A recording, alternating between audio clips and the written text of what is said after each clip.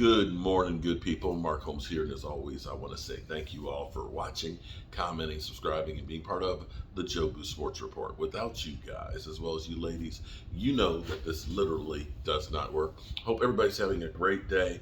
I'm here working on the red brick house. Right here will be where my studio setup is. You see how nice the lighting is up in here? They knew what they were doing when they built this place 200 some years ago. Yeah. Everything still works, well, with a lot of help, still works like it should. And I can't wait to get this set up so that way the things I do at home, I'll be able to do actually right here.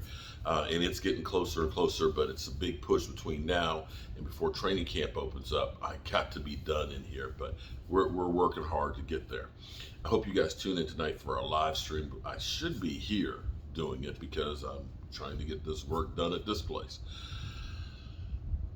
Dak Prescott, our quarterback. We have some news about Dak and Zeke. Now, the thing that's crazy about Dak Prescott is he has to be the most scrutinized, hated player in the history of the NFL. One of the reasons why I'm here doing social media, which is something I never aspired to do. It's just one of those things that just happened. I know you're saying you're full of it. I'm serious. It just happened. Tony Romo was always getting a bad rap. Everybody was always saying Tony Romo's a choker. Tony Romo is, can't win the big ones and things like that. But in reality during his time, he won more comeback victories than anybody else. And if you actually looked at the numbers, you'll actually see that the Cowboys defense by December started doing worse and worse. And so I would get in and start doing blogs. Originally, I worked for Cover 32, or wrote for Cover 32. I didn't actually make any money for it. Doing articles and things, and talking about how Tony Romo was misaligned, and it wasn't his fault.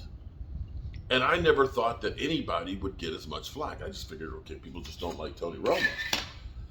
That was minor, because what happened was a new love fest for Tony Romo and hate for Dak. It's insane. So that's how I originally got started doing social media.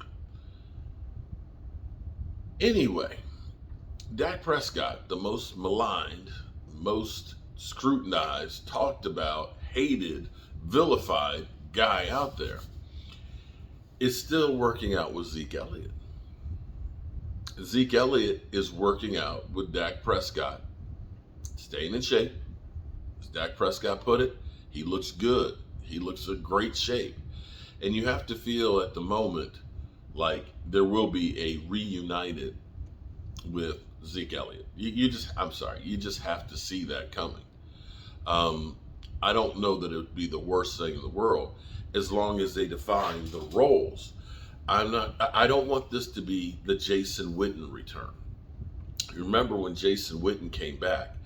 Jason Witten was supposed to be the mentor for the young guys, to pass the torch on to them. It ended up being, it was the Jason Witten show, because the other guys didn't get on the field because it was Jason Witten. And teams, here's what teams did. If you were looking at Amari Cooper or Michael Gallup or Jason Witten, you wanted him to throw the ball to Jason Witten, because you knew Jason Witten, he'll find a soft spot, he'll catch the ball for 7-8 yards, and he ain't getting any yardage after contact because he's too slow. So teams could double cover those other guys and leave you that guy. Yes, he got the catches, not much for yardage, but the Cowboys offense didn't get the big plays. And you don't want the same thing to happen with bringing Zeke back. You don't want it to be that, you got Zeke back there now, and teams will say, we're not going to put 8 men in the box. We're going to invite you to run Zeke in the middle, knowing that Zeke's not going to be able to bust it down deep.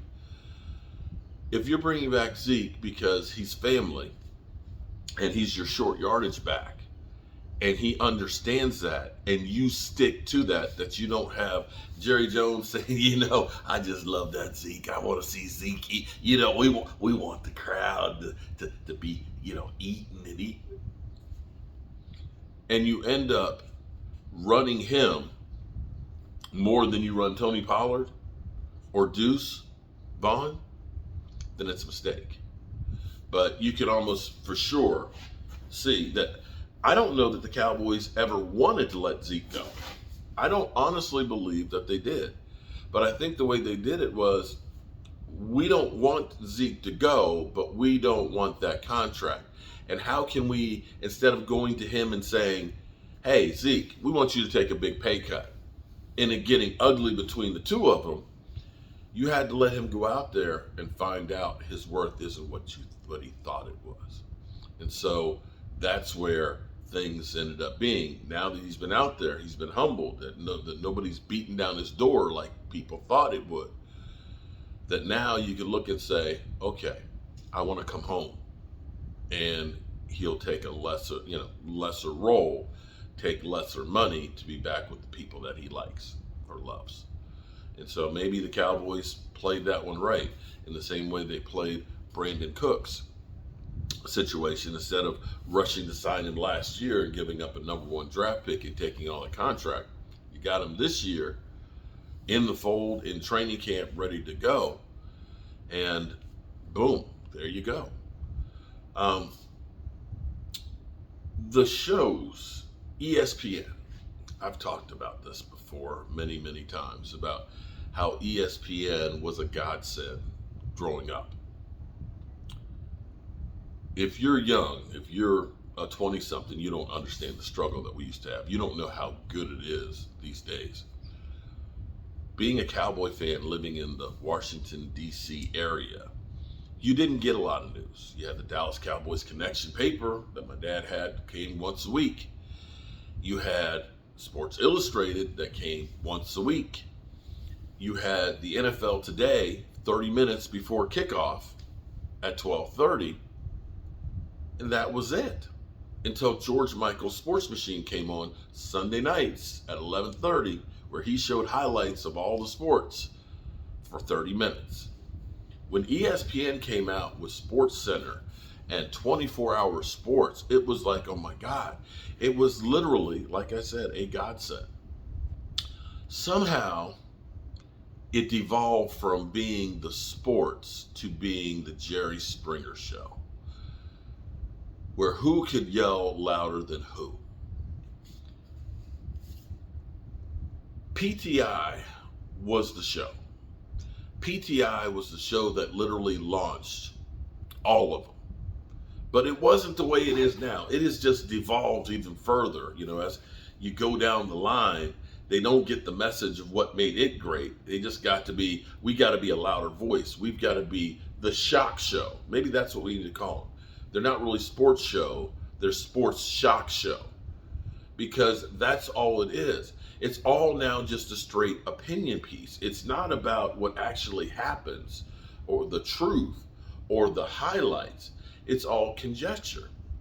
And it is devolved to the point where sometimes the pendulum swings and then it swings back. I'm hoping that Pat McAfee is the swinging back, because what's happening is you see ESPN is now, maybe they're overcorrecting. You're seeing that some of the shows are being dialed back or released. They're changing the player, the host. You see, although I actually enjoyed listening to Jay Will and Keyshawn and Max. That was actually a really good show. It wasn't so much the shout over each other show. It was actually real talk with Keyshawn, who has actually played football. They're exiting that show. They're bringing in Pat McAfee. Pat McAfee, he drops the F-bombs and things like that. We'll see if he dials that back. I'm trying to do that myself here. But Pat McAfee is more of a breath of fresh air, and maybe he will be the new style going forward, because you look at the numbers for Pat McAfee with FanDuel, they blow away Undisputed and First Take. They just do. And ESPN recognizes we need to get that guy. And because they're getting that guy, they're having to let go a lot of different personalities. They are literally having to cut corners to be able to afford him. And I hope that that's the way it's going to go. Then you have guys like Shady McCoy. Now Acho wants to be the big dog. Okay, he's getting there. He's got a great voice and everything else, great presence and things. And it looks like Shady McCoy is going to be going on to Undisputed to be the Cowboys hater. I'm sorry, but as far as Shady McCoy goes, nothing personal against you, Shady. I know you're friends with a friend of mine and everything else who's an Eagle fan. But it's a stick. There's no rhyme or reason with what Shady McCoy does. It's just his whole mantra is Dak Prescott sucks, and I hate Dak Prescott. That's all you get. I can be honest about the Eagles and say Jalen Hurts was a good quarterback last year. I can say, honestly, I have questions with Jalen Hurts because it's only been 1 year. I can say I can have questions of what will Jalen Hurts be when he loses, some of his offensive line or his wide receivers, when, he breaks a thumb. I can say those things. But looking at what the Eagles did, which was support their quarterback, I can honestly say he's a good quarterback. Really good one. We'll see how it goes going forward. You can never get that from Shady McCoy. You only get one speed, one thing. It's all coming at you like a rocket gun. Just we're not going to show it because I'm sure it'll get copyrighted. It'll probably still get copyrighted. But I want to, let me see if it's going into. Back-to-back years for the first time since the 90s. But y'all remember, they haven't gone past the divisional round of the playoffs since that same 90s. Dak Prescott keeping it all positive, saying the last 2 seasons show that they are building something. Jay, when I was in college, we used to wear these wristbands of the football team. Mac Brown, College Football Hall of Fame coach Shady, he had everybody wear a wristband, and it simply said this: you have to be consistently good to be great. Yes, You got to be consistently good to be great. There you You go. can't just be great if you're inconsistent. Yeah. The last 2 years, the Cowboys have been consistently good. 12-win season, 12-win season. The first step towards greatness has been consistently good. I believe this Cowboys team is a different team because we have not seen the Cowboys be consistently good up until these last 24 months, if you will. Not only that, the Cowboys can step onto the field every time this year they play an NFC team and say our coach is as good, if not better than yours in the NFC. I'm with Right. you, Coach Mike. You can say as good as if not better. Only 3 coaches in the NFC have won Super Bowls: Pete Carroll, Sean McVay, Mike McCarthy. The Cowboys, every time their quarterback steps onto the field, outside of Jalen Hurts. And if you're a Cowboys fan, you'll probably say, I want to see more from you, Jalen Hurts. They can say, as far as NFC quarterbacks, our quarterback is as good, if not better, than any quarterback in the NFC. Yeah. Kyler Murray has now been hurt. Matthew Stafford coming off of an injury. Aaron Rodgers is no longer there. Kirk Cousins is up and down. There is Jalen Hurts. But if you're a Cowboys fan, you'll say, I want to see it some more. So if you can step on Those the are all field valid every points. single Sunday against NFC, your conference opponents, and say, our quarterback is as good or better, our coach is as good or better, then Okay. That's a legitimate conversation. You can look at that and say, yeah, there's not a lot of great quarterbacks in the NFC right now. You've got question marks all over the place. You look at it and say, there's the Eagles, the Cowboys, 49ers are the best 3 teams right now on paper in there. You can look at it and say, the Cowboys won 12 games back-to-back, which is hard to do for the first time since the 90s. Been playoff teams back-to-back years, first time since the early 2000s. And you can say that they are being at least consistent. Now let's go on a little further. team has to be different because they can now say something that they haven't been able to say since the days of Troy Aikman and Gailey, since the days of Troy Aikman and Jimmy Johnson, since the days that the Cowboys were winning Super Bowls. Not saying that they will win several, obviously, but this team is different. Woo, that was a lot. Woo. Woo. Quick question before I get into my take. Who's the people that's saying this? You kept saying they're saying their quarterback. Who's saying that? Cowboys fans can say Oh, that. Cowboy. Okay. Thank With you. conviction. Yeah. All right. So the question was, are they different? Yes, sir. I'm gonna say they are different, but are we gonna get the same results? Is my question. Who is the quarterback? It's a good take. Look, See what I mean? asked who the quarterback was, right? You said some things I agree with. They can be different. I mean, last year they had, what, 7 Pro Bowls? That's pretty good. Yeah. I think they add some more. They add Stephon Gilmore, Sure. right, to a top 5 defense last year. Yep. That's pretty good to do. Really good. A top scorer offense in the Cowboys, they add Brandon Cooks. Yes, sir. That's pretty good to do. Talk about it. So when I ask about are they different, yeah, they got some different players, some better players. But the main reason, the main person that they can't win is who? Gentlemen, Quarterback. you go first. Since you He's quarterback. quarterback. Dak Prescott's still there. Yeah.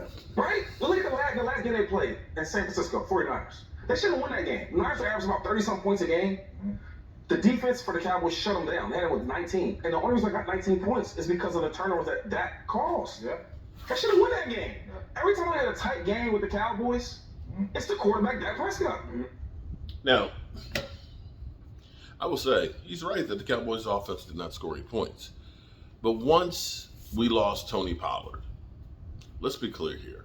You know, as much as we talked about Zeke was hamstrung because of the hyperextended knee. Okay, if you remember when Neville Gallimore hyperextended his elbow and missed like 13 games, Zeke hyperextended his knee. That's not to say that Zeke hasn't slowed down and lost a step, but you don't just play through and that gets better. That knee was never right. Once Tony Pollard went down, Noah Brown against that San Francisco defense and a Michael Gallup who could not get separation, your only weapon was CeeDee Lamb. It just wasn't enough horses in the race. Now you can turn around and blame Dak, and Dak had some interception because Dak's trying to get the ball. He's trying to get the ball in some tight windows that you have to when your guys aren't getting open. But his whole thing, his whole spiel, the only thing that you ever get or remember from Shady McCoy is Eagles are great, best team of all time, Jalen Hurts is better than Joe Montana, and the Cowboys are ass. Sorry, you got to show me a little more than that, Shady. You got to be, I know, Shady, I don't know why. You are better than just that. I can guarantee you, you've got more in your repertoire than just that. And if you are to ever become that big dog, I think you need to be more than just, we hate Dak Prescott and the Dallas Cowboys. Not throwing shade, not throwing hate, just trying to give you a little bit of advice. And who am I? Well, I'm a guy with a day job and a voodoo doll, so you don't have to listen to me. All right? Hope you guys have a great day. If you want to see what we're doing here at the Red Brick House and how it's progressing, check out Joe Boo's day job. I'm going to be plastering some more of the walls here today, working on the kitchen cabinets and stuff. This place is really beginning to shape up, and I couldn't be any more proud of my baby. And soon, real soon, we're going to be really broadcasting here. Make sure you tune in tonight for our live stream. Peace.